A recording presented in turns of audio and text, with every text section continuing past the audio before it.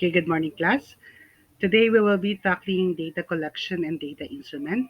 Since last week we have select our respondents based on the different sampling technique, now we are now ready for gathering of the data. So I am your teacher, Sir Redentor M. Casidillo.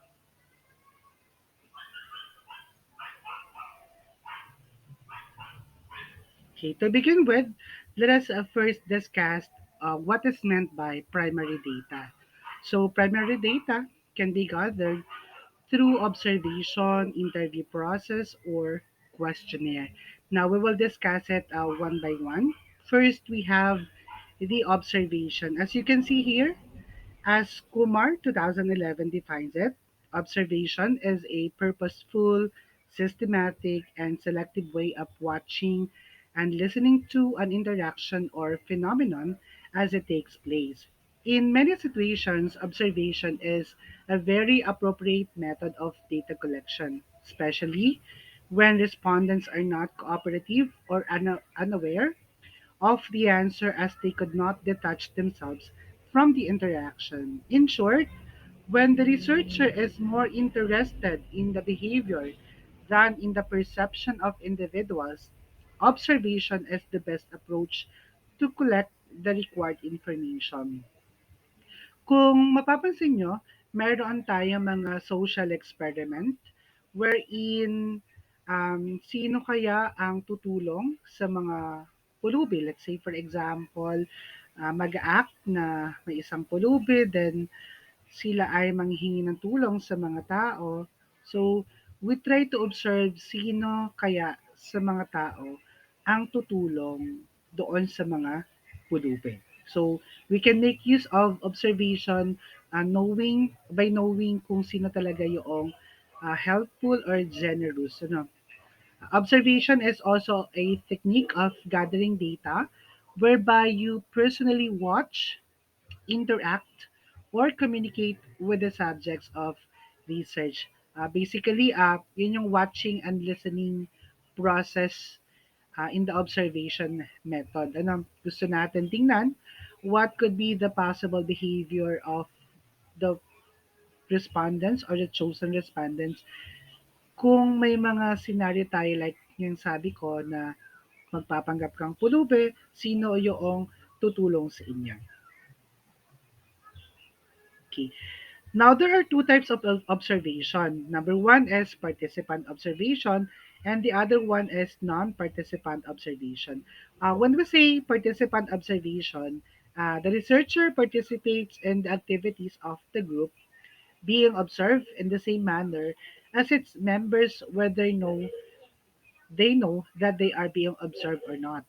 Non-participant observation, on the other hand, is the kind of observation wherein the researcher does not get involved in the activities of the group but remains a passive observer, watching and listening to the group's activities and drawing conclusions from this. So, in the participant observation, you, as being the researcher, are included in the activities, while on the non participant observation, you are just a passive observer. You are not included in activities, but you watch, you listen to the group activities.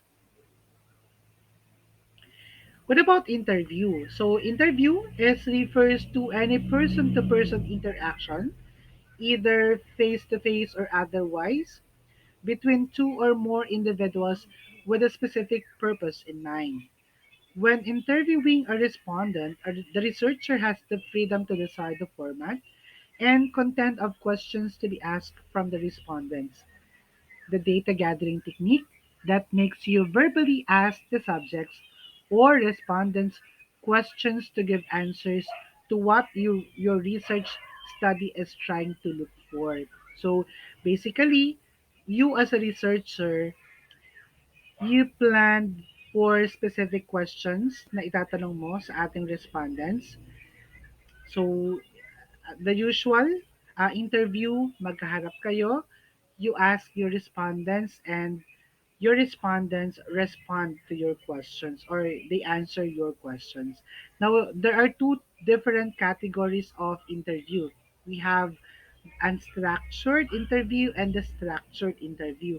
When we say unstructured class, this is dominantly used in qualitative research. And under this category, the researcher has complete freedom to use the words, content, and the structure of the interview. And the order or sequence of questions according to the context of the study. Ibig sabihin, you being the researcher, you have the freedom to use any words or content and the structure of the interview. Kumbaga, wala kang plano or wala kang planado na set of questions na sasagutin ni respondents. Now, what about structured interview? In this category, the researcher asks a predetermined set of questions as specified in the interview schedule prepared by the researcher or interviewer for a person to person interaction, which may be done face to face or through telephone or by other electronic media. So, the main advantage of the structures interview is that it provides uniform, which assures the comparability of data. As compared to the unstructured interview class, in structured interview, you have a predetermined set of questions, meaning to say, you have planned set of questions na itatanong natin sa ating researcher. Or pwede rin natin sabihin na ahead of time, ibibigay na natin yung questions sa ating respondents o sa ating i-interviewin in order for them to answer properly your questions. Now, what about semi-structured interview?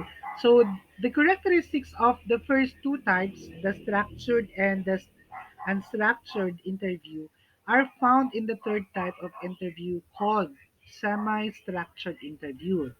Here, you prepare your schedule or a list of questions that is accompanied by a list of expressions from where the respondents can pick out the correct answer. However, after choosing one from the suggested answers, the respondents answer another set of questions to make them explain the reasons behind their choices, allowing freedom for you to change the questions and for the respondents to think of their answers.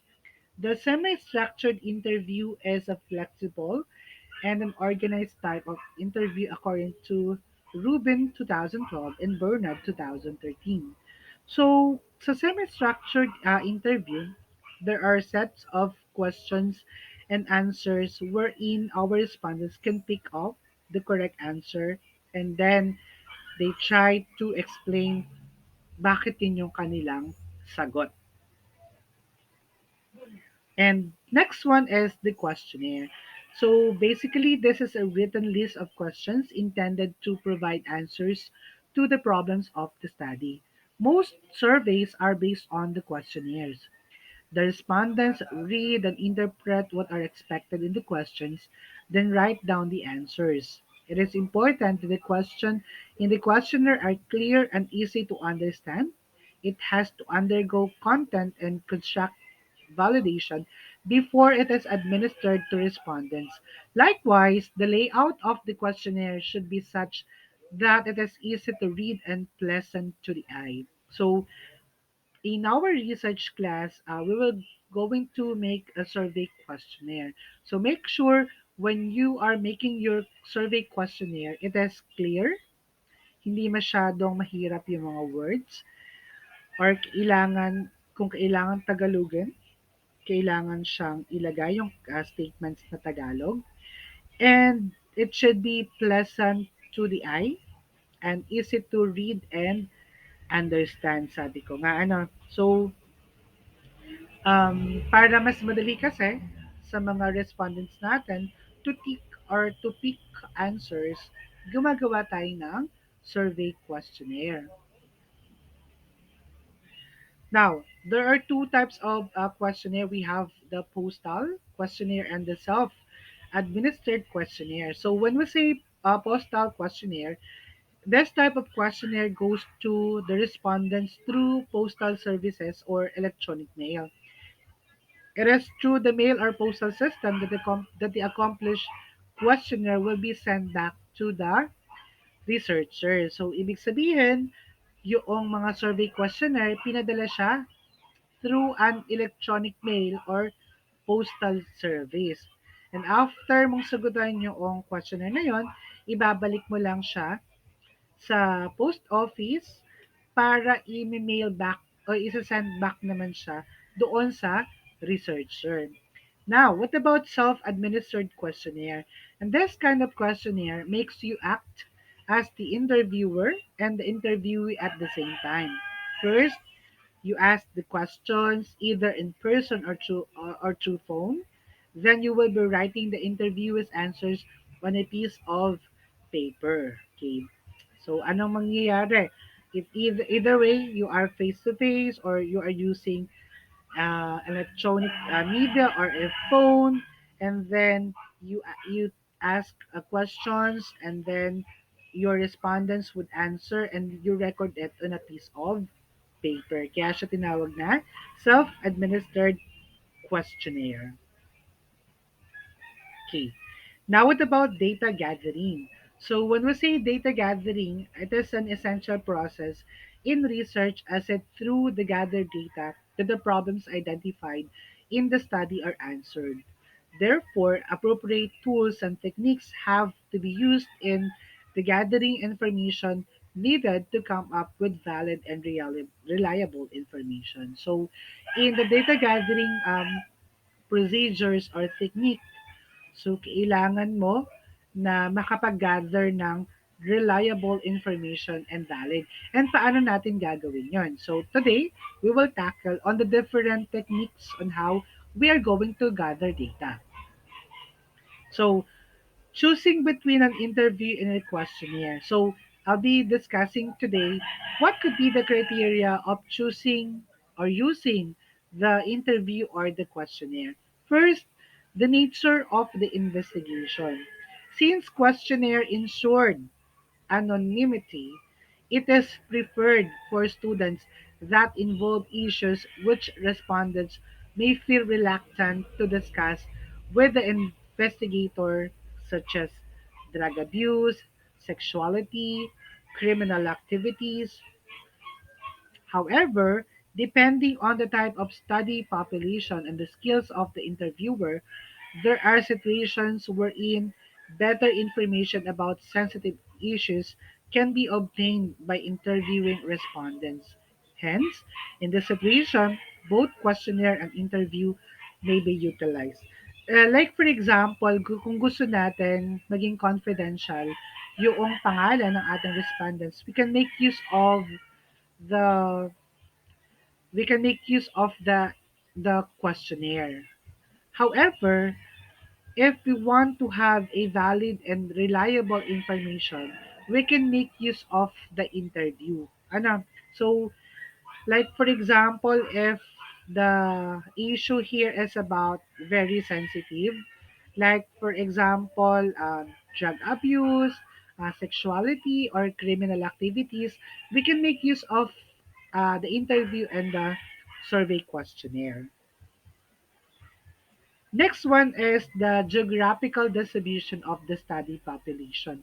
In cases wherein the potential respondents are scattered over a wide geographical area, using the questionnaire is a better choice since interviewing would entail high cost. So, ibig sabihin, kung yung location ng ating mga possible respondents are far away or uh, geographically ay hindi malapit or accessible sa iyo bilang researcher, ang choice mo doon ay sending them a survey questionnaire. Next is the type of study population.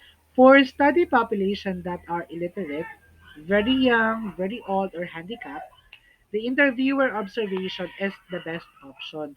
Like for example, may mga respondents tayo na hindi naman marunong sumulat, hindi marunong magbasa. So it's better to have an interview or an observation method for us to understand our respondents. Like for example, if you would like to send them a survey questionnaire and then they are illiterate, how can you how can how can they understand your survey questionnaire? Or kaya naman pag sobrang bata ng ating mga respondents, how can they comprehend our survey questionnaire? Or matanda naman. So hindi na ganun kalinaw ang kanilang mga mata. So, it's better to have an interview or observation. So, ang gusto ko lang sabihin dito, class, when you are choosing between interview and questionnaire, you have to know your respondents. Ano? You have to know their locations so that you will know what could be a better option or a better technique in gathering of data. Next, okay. Now, we will be discussing now what could be the advantages and disadvantages of this different procedure. Okay, now we have observation. So, what could be the possible advantages of observation? Of course, number one, it uses simple data collection technique and data recording method. It is inclined to realizing its objectives because it just depends on watching and listening to the subject without experiencing worries as to whether or not the people will say yes or no to your observation activities. Yun nga, di ba? It's because you use the observation method, hindi mo na kailangan pa, okay lang bang i-observe kita and the like, hindi mo na kailangan magpaalam pa, ano? Kasi it offers a fresh and first-hand knowledge that will help you come out with an easy understanding and deep reflection of the data. It is quite it is quite valuable in research studies about organizations that consider you, the researcher, as part of such entity. Now, what about the disadvantages? It requires a long time for planning. Engrossed in participating in the subject's activities, you may have eclipsed or neglect the primary role of the research. It is prone to you hearing derogatory statements from some people in the group that will lead to your bias standard toward other group members. Kasi class, when you are observing your respondents, uh, posible na other people would have comments on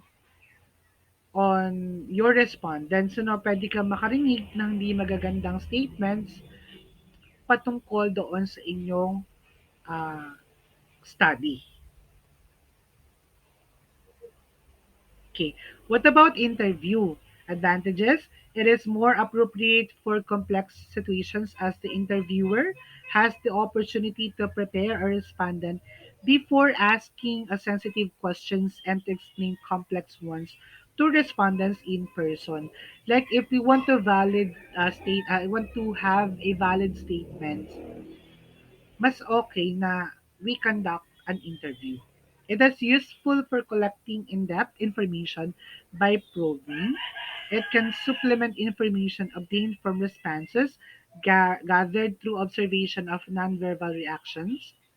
The interviewer can explain the questions or put them in a form that is understood by the respondents. Interviewing has wider applications since it can be used with almost any type of population, children, the handicapped, illiterate, or very old. Disadvantages. Conducting interview studies can be very costly as well as very time consuming. That is true kasi of course, kakain talaga ng oras yan kapag kayo ay nag interview. It's very costly in terms of kapag malalayo yung mga lugar na pupuntahan natin. And kapag inabot ka ng tanghali, of course, with your ni-interview, so kailangan mo pa rin siyang pakainin, di ba? So an interview can cause a biases.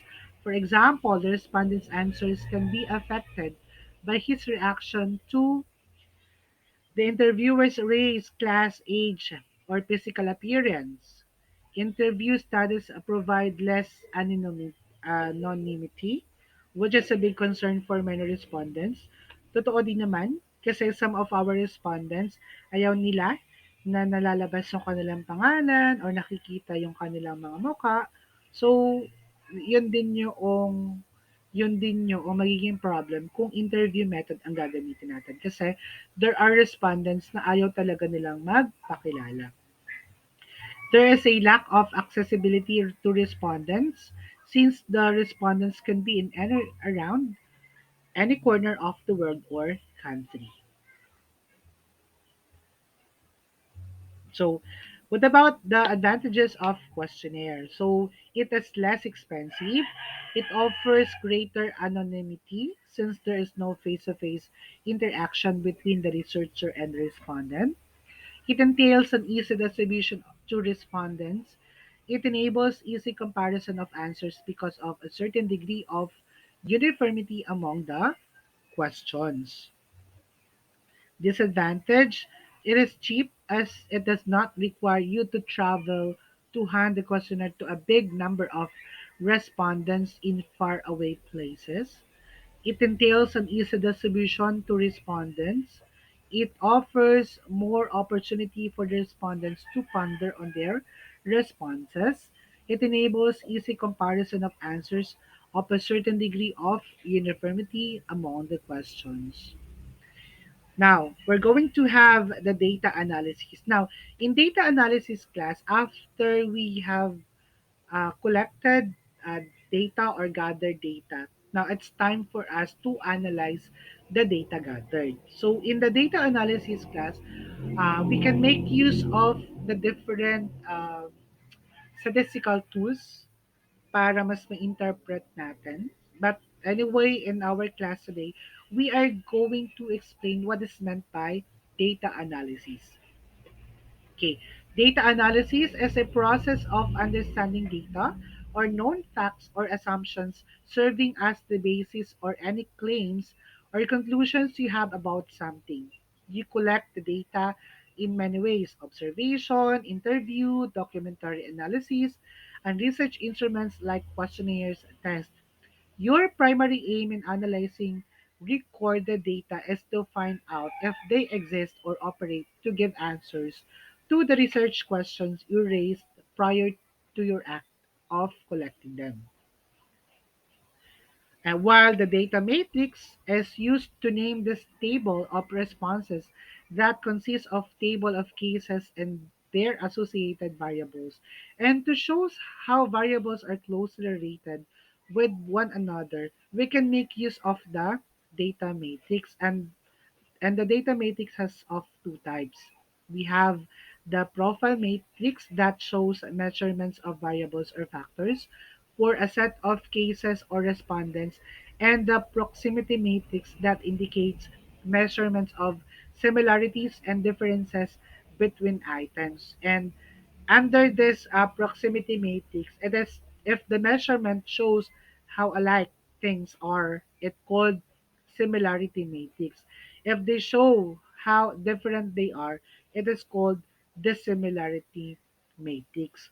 From our data gathered class, pwede tayong maka-create ng mga table of respondents. Like for example, if we wanted to know the demographic profile of respondents, we can make use of the table. Like for example, the number of male, the number of female, etc. Now, data analysis is defined as a process of cleaning, transforming, and modeling data to discover useful information for business decision making. The purpose of data analysis is to extract useful information from data and taking the decision based upon the data analysis. Okay. Now, what are those qualitative data analysis? Uh, when we say qualitative data, it refers to non-numeric information such as an interview transcripts, notes, video and audio recording, images, and text documents, and can be divided into five categories. Number one is content analysis. This refers to the process of categorizing verbal or behavioral data to classify, summarize, and tabulate the data. Narrative analysis, on the other hand, is a method involves the reformulation of stories presented by the respondents, taking into account context of each case and different experiences of each respondent. In other words, the narrative analysis is the revision of primary qualitative data by the researcher. Course analysis is a method of analysis of naturally occurring talk and all types of written text. Framework analysis, on the other hand, is a more advanced method that consists of several stages: identifying a thematic framework, coding, charting, mapping, and interpretation.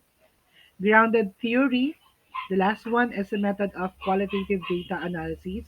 Starts with an analysis of a single, formulate a theory, then additional cases are examined to see if they contribute to the theory. Now, these five categories are also explained in the previous video. Of course, if you still have questions, you can visit uh, the YouTube or my YouTube account. And that's all. And this is the reference of our lesson for today. Thank you.